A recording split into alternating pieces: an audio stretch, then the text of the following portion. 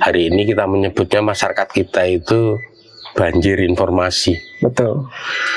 Kalau dulu orang menjadi bodoh itu karena kurang informasi, tapi sekarang orang justru menjadi bodoh karena kebanjiran informasi. Gitu. Nah, efeknya di masyarakat sekarang kan pendidikan sama dengan sekolah, sekolah sama dengan mahal, maka memilih tidak sekolah sama dengan tidak berpendidikan, kan gitu. Iya. Nah, kita pingin keluar dari lingkaran yang seperti itu. Kita anggap bahwa pendidikan itu bisa di mana saja. Iya. Warga itu bisa menjadi guru, warga bisa menjadi murid, warga bisa menjadi pengelola dari sekolahnya itu. Orang mandiri itu kan sebenarnya kemandirian itu kan relatif ya, tapi pengakuan bahwa dia punya keahlian itu kan bentuk kemandiriannya dia. Ya. Kenapa orang mandiri itu kan dia butuh diakui sebagai orang yang bisa. Kalau orang memandang bahwa uang adalah segalanya, materi adalah segalanya, cara berpikirnya seperti itu, maka sikap dan tindakannya mengutamakan uang. Semua tindakannya diukurnya dengan uang. Bahkan dia ngajar demi uang, dia menjadi dokter demi uang, dia menjadi insinyur bukan demi kemanusiaan tapi demi uang. Semua tindakannya. Begitu uang ini menjadi segala-galanya, tindakannya demi uang dan orientasi hidupnya adalah uang, maka kebudayaannya hari ini kan kebudayaan uang, semuanya demi uang. Peradabannya hari ini peradaban materi kan gitu. Jadi kalau Mbak Nun pernah ngomong tuh ya, sekarang peradabannya udah peradaban materialistik ya. Pasti, iya. Dan itu lawan dari agama. Musuhnya agama itu kan itu. Musuhnya Islam itu bukan agama yang lain gitu. Musuhnya Islam ya itu. Makanya Pak Toto kan sering menyampaikan itu, kalau di sekarang itu tidak ada agama mayoritas. Islam itu bukan agama mayoritas, Nasrani juga bukan agama mayoritas. Agama mayoritas hari ini agama materialisme.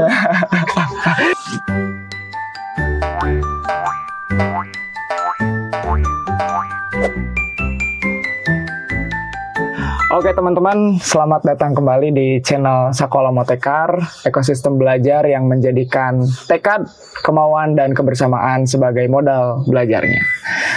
Oke, udah lama banget teman-teman kita nggak syuting, kita nggak ngobrol bareng lagi. Nah, alhamdulillah sekarang ada kesempatan, kesempatannya juga luar biasa sekali.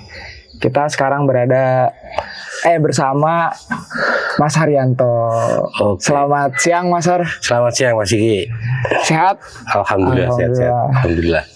Alhamdulillah di tengah kesibukannya Mas Har ini bisa menyempatkan lah untuk ngobrol bareng-bareng kita. Nah teman-teman, kalau kemarin teman-teman nonton channel Sekolah Motekar yang di video bagaimana dan apa itu Sekolah Motekar, tentu kita pasti mendengar nama Mas Haryanto.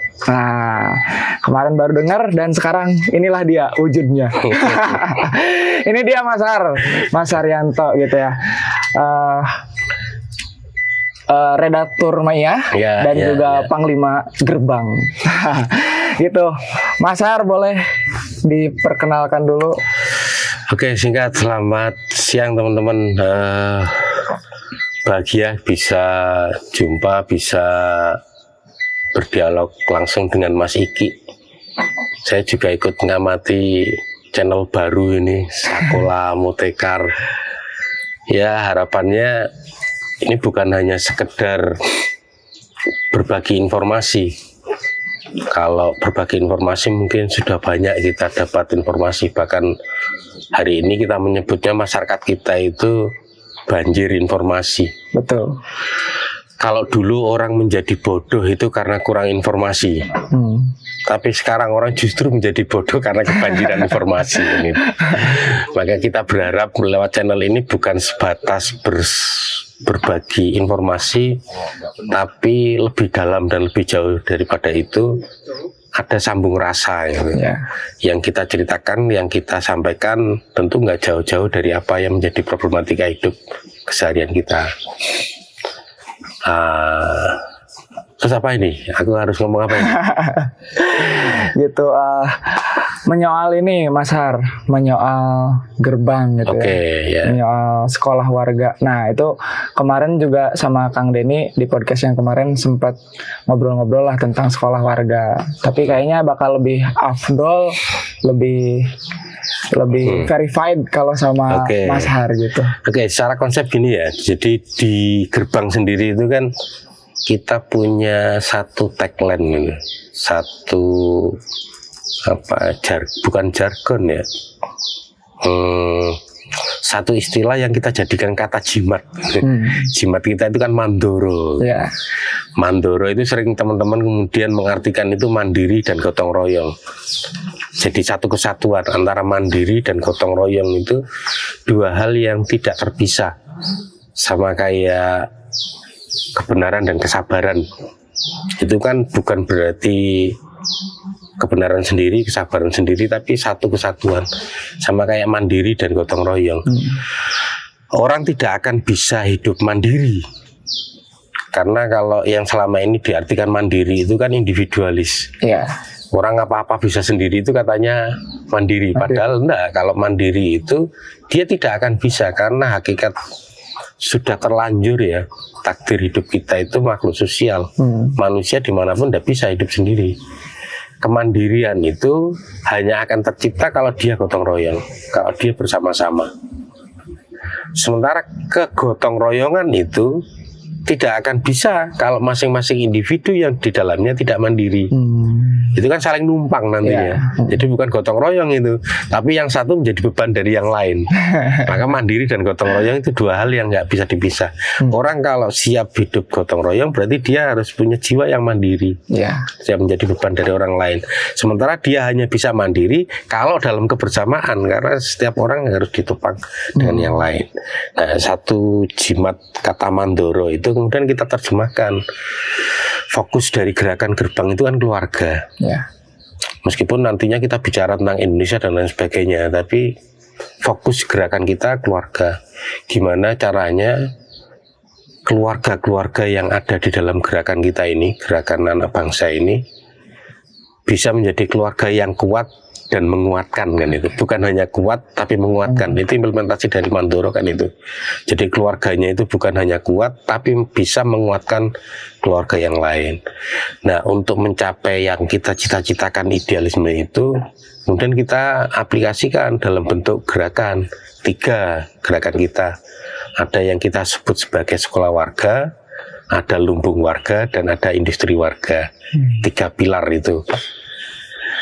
Kita bicara industri warga itu berarti bicara bagaimana menambah pemasukan keluarga. Kita bicara lumbung warga itu berarti kita bicara bagaimana memanage pengeluaran keluarga. Kalau bicara ekonomi keluarga itu kan cuma ada 2 tau Mas Iki. Ekonomi itu kan cuma 2 simpelnya, pengeluaran dan pemasukan kan gitu. Bagaimana menambah pemasukan dan bagaimana mengurangi pengeluaran kan itu. Nah, untuk mengurangi pengeluaran itu kita bikin lumbung warga.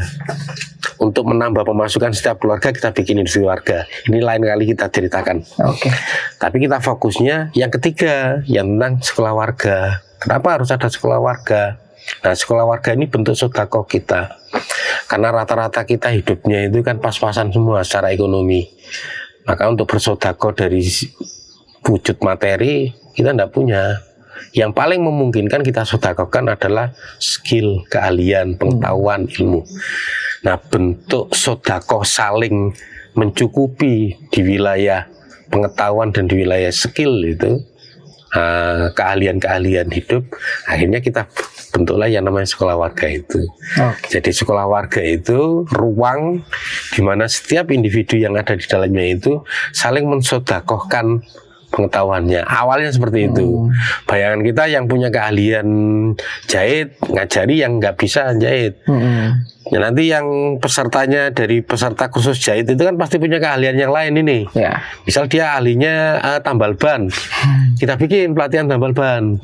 Awalnya seperti itu sekolah warga itu, mencukupi kebutuhan masyarakat untuk bisa mencari nafkah melalui keahlian-keahlian yang sederhana, yang nggak mungkin dia nyari di tempat kursus. Misal tambal ban. Tambal ban itu kan sangat mudah untuk bisa nyari uang gitu ya. Tapi kita nyari kursus tambal ban itu kan nggak ada gitu. Sementara kalau kita belajar ke tukang tambal ban, kita nggak ada waktu bagi tukang tambal ban itu. Nah, melalui sekolah warga itu memungkinkan untuk bisa belajar tambal ban misalnya. Sederhananya seperti itu awalnya. Mencukupi kebutuhan keahlian yang sederhana yang berkaitan dengan kebutuhan hidup melalui sekolah warga. Makanya dulu di Jogja kita ngawalinya tahun 2018 itu sekolah warga itu kita bikin kelas-kelas.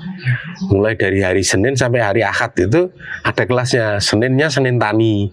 Jadi hari Senin itu belajar tani. Pesertanya macam-macam. Nanti hari Selasa itu kita sebutnya Selasa Kriya, kita belajar tentang kriya. Hari Rabu itu Rebo desain. Kamis ada Kamis raga atau apa itu. Jumat itu karena hari Jumat khusus kita belajar tentang keahlian agama. Karena kita menganggap bahwa ternyata agama itu bukan hanya sebatas pengalaman beragama, bukan hanya sebatas pengetahuan beragama, tapi beragama itu butuh keahlian ternyata. Misal keahlian memandikan jenazah, itu kan keahlian itu. Gimana kalau satu warga itu nggak ada yang bisa perawatan jenazah kan? Bisa-bisa mandiin jenazah di sabun kayak nyuci pakaian kan susah kan kayak gitu. Makanya kita bikin kelas kalau hari Jumat itu kelasnya kita sebut keahlian beragama, cara menghitung zakat, terus bagaimana sih proses berkeluarga, macam-macam lah di hari Jumat itu. Terus hari Sabtunya raga, itu ada ilmu kita belajar pijat, ada belajar macam-macam. Kalau Ahad, itu dari Senin sampai Ahad. Dan itu kemudian berkembang mana-mana dan sampai akhirnya Sekolah Motekar justru ngambilnya bukan di wilayah keahlian warga tadi itu, tapi lebih banyak di pendidikan anak. Nah, itu wilayah yang lain. Tapi intinya lewat sekolah warga itu kita pinginnya ini kan warga di satu wilayah itu kan pasti punya banyak keahlian. Ada yang ahli nari, ada yang ahli ngitung Pranoto Mongso, ada yang ahli Pranoto Coro, ada yang bisa nembang, ada yang bisa nyanyi, ada yang ahli masak, ada yang ahli tata rias. Kan di satu wilayah itu, satu warga pasti punya banyak keahlian. Nah, kita melalui sekolah warga itu mengakomodir keahlian-keahlian itu. Keahliannya itu dia sebagai guru. Di lain waktu dia juga sebagai murid gitu, untuk keahlian yang lain. Ya kira-kira sederhananya kayak gitu Mas Iki. Jadi kalau kita sering ngomong ini Mas, kayak di sini aja di desa ini di Sukajadi di Cibunar, kan dari sepanjang jalan ke sana aja sampai sini banyak bangunan, gitu. Banyak jalan juga bagus tertata, meskipun di sini nggak ada ahli arsitektur, ahli bangunan gitu. Nah, terus siapa yang bikin? Ya warga gitu. Nah, gitu. Artinya belajar itu bukan sesuatu yang sulit gitu ya. Dan itu sebenarnya bisa dilakukan ke tetangga terdekat gitu ya. Nah, ini kan agak lebih serius lagi kan sebenarnya ini korban dari gimana pendidikan sudah benar-benar bukan hanya dimasuki industri gitu, tapi pendidikan itu sendiri adalah sebuah industri gitu. Nah, kapitalisme masuk di wilayah pendidikan, sehingga bayangan orang pendidikan itu sama dengan biaya gitu. Pendidikan kita nggak akan bisa menempuh pendidikan kalau nggak punya uang gitu. Nah, efeknya di masyarakat sekarang kan pendidikan sama dengan sekolah, sekolah sama dengan mahal, maka memilih tidak sekolah sama dengan tidak berpendidikan kan gitu. Nah, kita pingin keluar dari lingkaran yang seperti itu. Kita anggap bahwa pendidikan itu bisa di mana saja. Warga itu bisa menjadi guru, warga bisa menjadi murid, warga bisa menjadi pengelola dari sekolahnya itu. Makanya kita sebut sekolah warga ini. Warga yang saling urunan itu gotong royong ya, yang punya ruangan di depan rumahnya, halamannya agak lebar gitu, dia bisa jadi kelasnya. Tetangganya yang ahli nari itu kita datangkan ke situ untuk ngajar nari, jadi gurunya. Muridnya siapa? Ya warga yang ada di situ. Nah, terus itu kemudian kita coba aplikasikan di masyarakat, mulai dari Di Kebumen ada, di Purwokerto ada, di Pekalongan juga sempat ada, di Jakarta, di banyak daerah lah, termasuk Sakola Motekar. Yang intinya kita ingin membuktikan bahwa bisa loh hari ini tanpa biaya, tanpa harus tanpa harus berurusan dengan transaksi finansial, kita bisa berbagi ilmu, berbagi pengetahuan itu. Nah, intinya di sekolah warga itu sederhananya seperti itu. Kalau kaitannya sama konsep kemandirian tadi, Mas, nah, peran ataupun bobotnya sekolah warga untuk mewujudkan Mandoro itu di aspek yang mana gitu? Ya, ini saya kasih ilustrasi cerita dulu ya. Oke. Dulu awal sebelum ada sekolah warga itu kan di kampung saya itu di Jogja itu, di RT itu kan biasanya ada ronda. Setiap hari itu kan ada warga dijadwalkan ronda. Terus lama-lama warga, wah kalau ronda kayak gini nggak efektif. Kemudian warga sepakat nggak usah ada ronda aja gitu. Nggak usah ada ronda, tapi kita bayar iuran. Nah, berawal dari tidak ada ronda itu kemudian orang mikir, loh ini pos ronda harus dipakai buat apa ya? Kalau tidak ada ronda lagi, pos ronda ini pakai apa? Terus akhirnya waktu itu warga ya tercetus gagasan, buat pelatihan-pelatihan. Ini sebelum ada sekolah warga ya.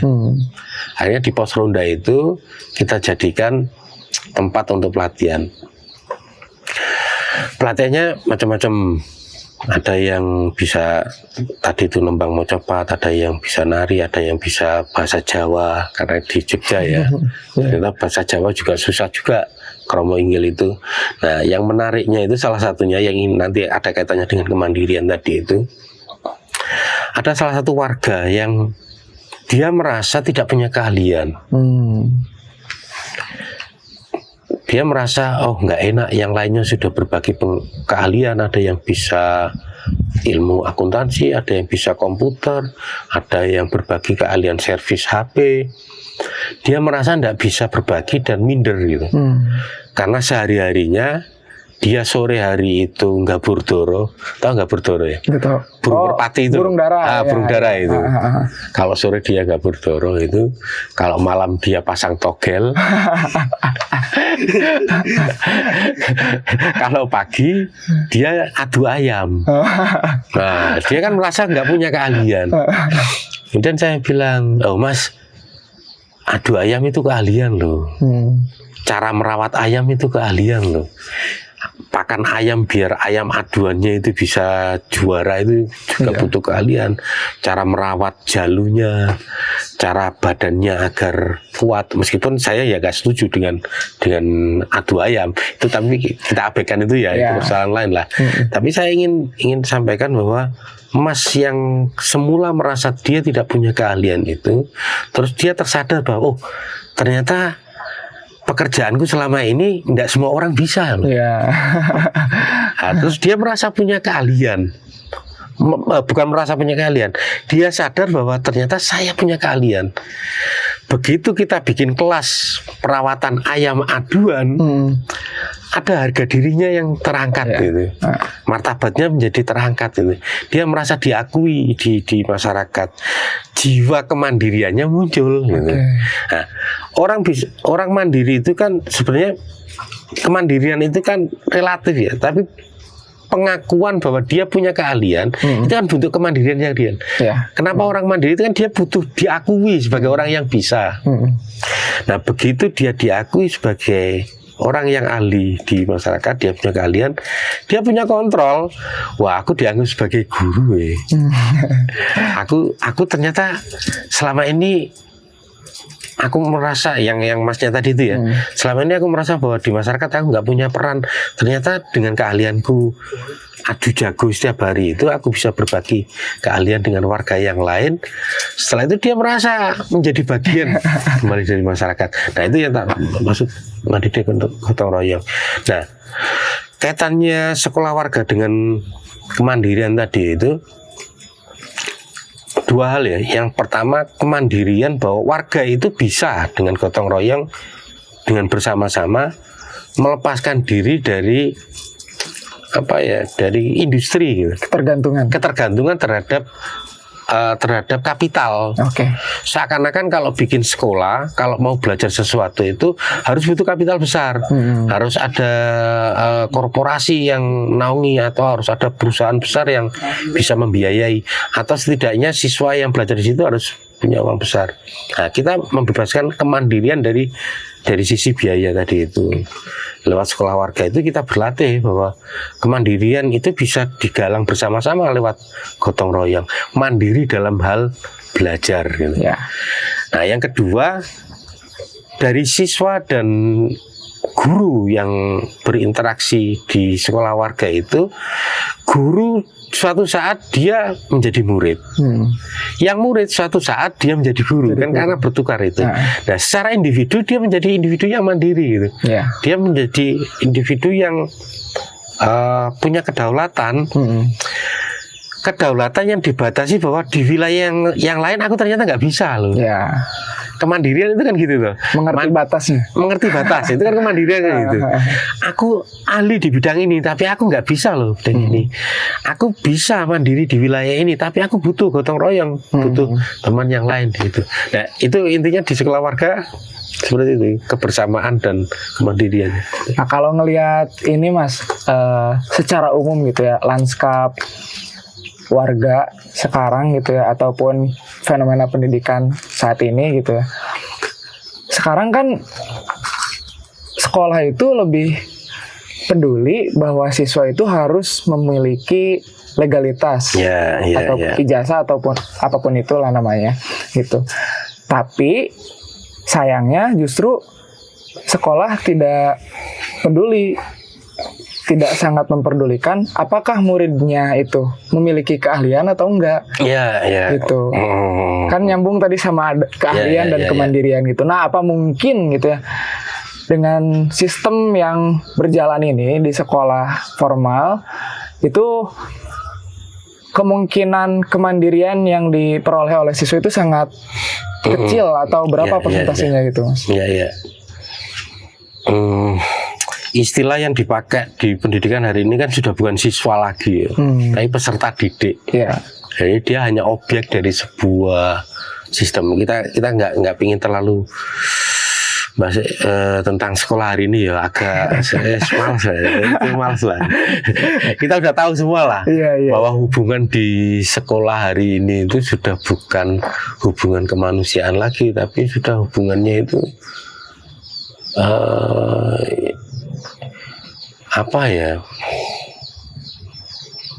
institusional. Dia hanya status gitu ya.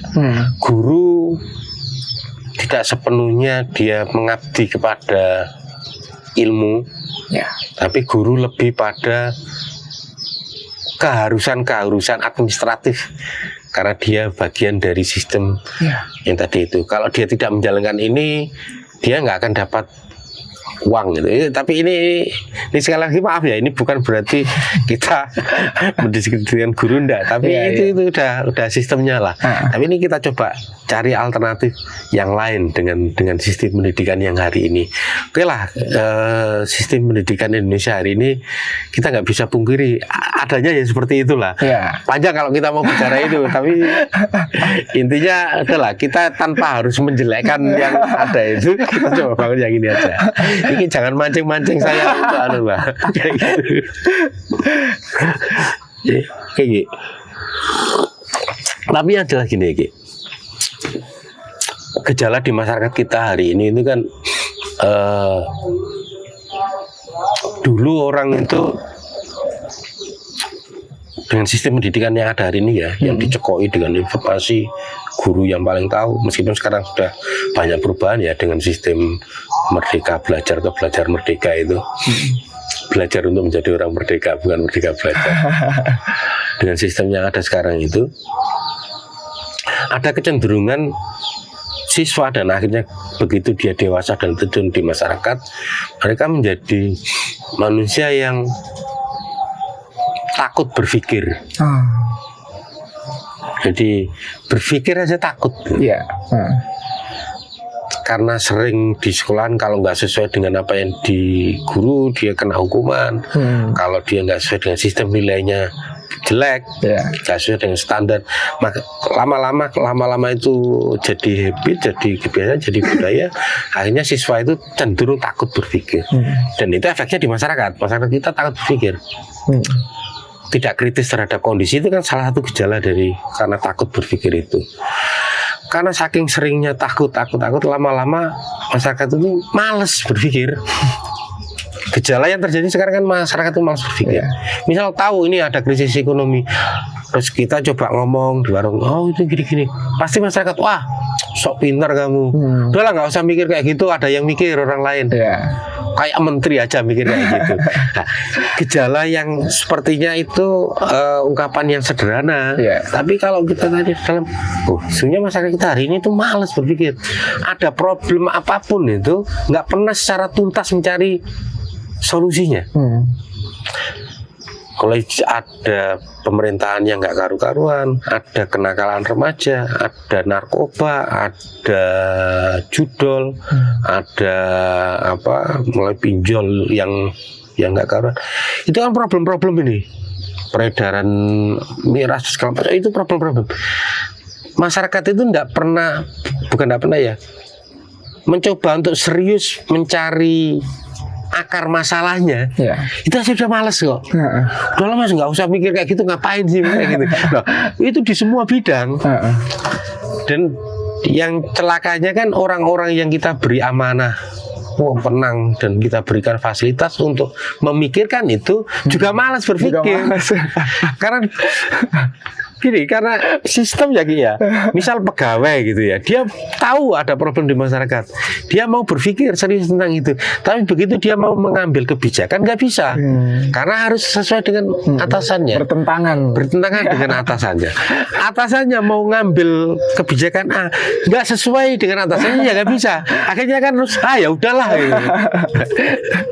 Itu makanya saya gambarkan masyarakat kita hari ini dari pucuk sampai bawah itu malas berpikir semua. Nah, padahal kalau yang namanya manusia itu bedanya dengan makhluk yang lain kan karena berpikirnya itu, kan akalnya.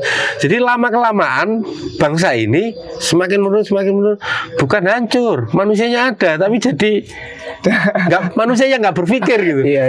Manusia nggak berpikir kan ternak. Makanya istilah ternak Mulyono itu bukan hanya untuk yang sana gitu. Kita semua warga Indonesia ini jangan-jangan ternak sekarang gitu. Karena kita nggak memaksimalkan daya berpikir kita. Nah, kemandirian berpikir itu coba kita bangun dari sekolah warga. Makanya jargonnya di awal dulu sekolah warga, kita rebut ruang belajar gitu. Kalau mereka menggunakan sistem seperti itu, oke, enggak masalah gitu. Sama dengan Rasulullah ketika ada pasar jahiliyah itu, pasar dengan sistem yang ribawi dan pasar yang merugikan itu, Rasulullah nggak menghancurkan pasar itu, udah biar. Tapi Rasulullah bikin pasar sendiri.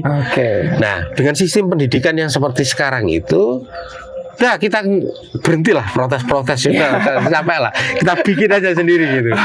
Berdasarkan kemandirian dan kegotong royongan itu, kita bikin sekolah warga kayak gitu.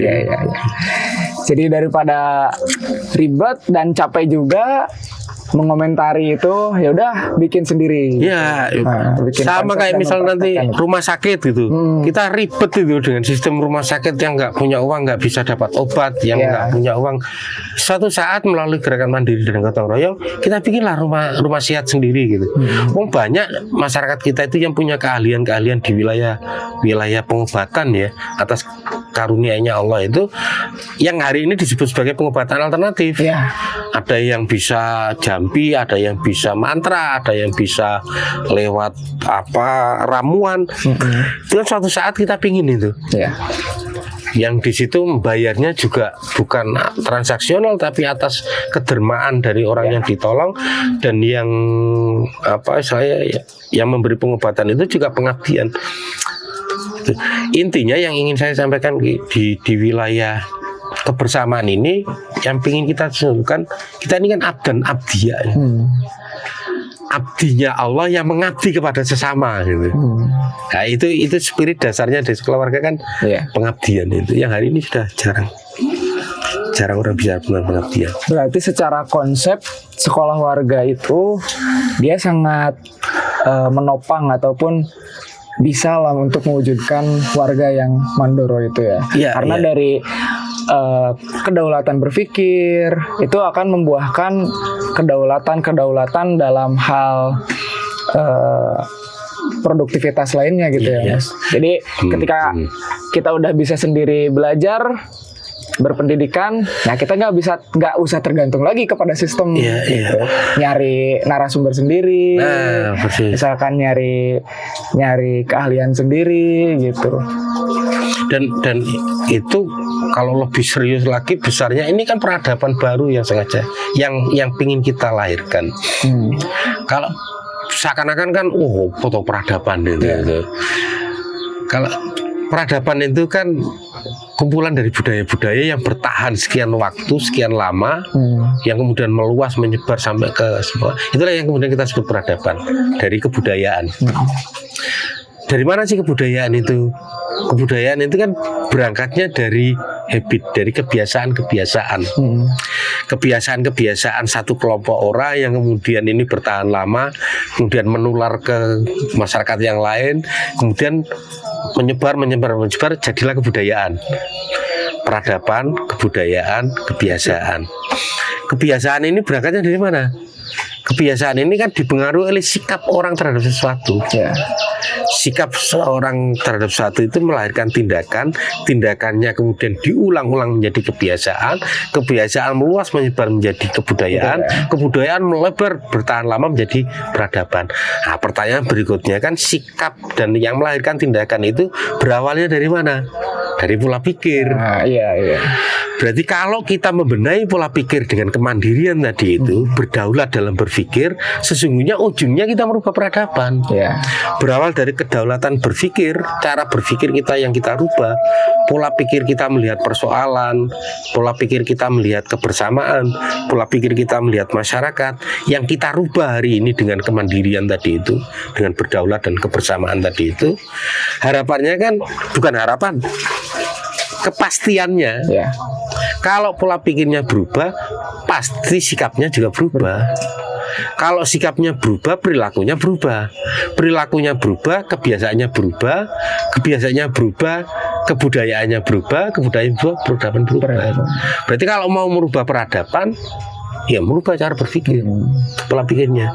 Contoh gini, kalau orang memandang bahwa uang adalah segalanya, materi adalah segalanya, cara berpikirnya seperti itu, maka sikap dan tindakannya mengutamakan uang. Semua tindakannya diukurnya dengan uang. Bahkan dia ngajar demi uang, dia menjadi dokter demi uang, dia menjadi insinyur bukan demi kemanusiaan tapi demi uang. Semua tindakannya. Begitu uang ini menjadi segala-galanya, tindakannya demi uang dan orientasi hidupnya adalah uang, maka kebudayaannya hari ini kan kebudayaan uang, semua hidup uang.